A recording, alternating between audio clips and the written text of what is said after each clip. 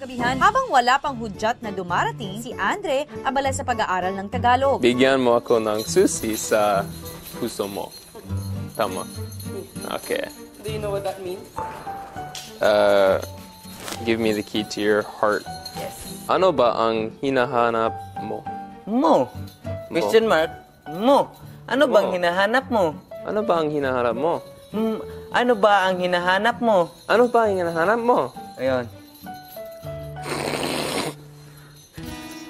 Iniibig kita.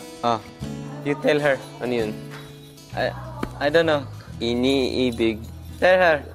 Tell her. Iniibig. Iniibig.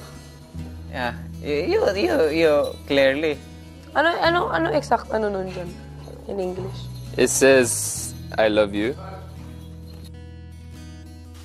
This is all the flirting. Yeah, I figured. This is the drama and the flirting section. Habang sa garden area, sina Mitch at Abby napag-usapan naman ang kaganapan sa nagdaang party. Kagabi, sobrang malaking realization sa akin eh. Parang masyado na talaga kami naging close as a friend. Isa kasi sa inyo, hindi naman talaga mahirap, di ba, mag-fall talaga. Kasi nga, parehas naman kayo mabait, parehas kayong, di ba? Pero ako kasi may talagang nakaset sa utak ko na may mahal talaga ako.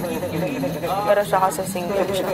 Bago ako pumasok dito, kuya, parang nangako ako sa isang tao. Pero hindi lang po talaga maiwasan kasi nasa isang bahay kami, kuya. At sila lang din po yung nakakausap ko, kuya. Yung gustong-gusto ko talaga, parang umiwas na lang ganun. Ay, kaso parang magkakaroon ng barrier sa atin. Ganun.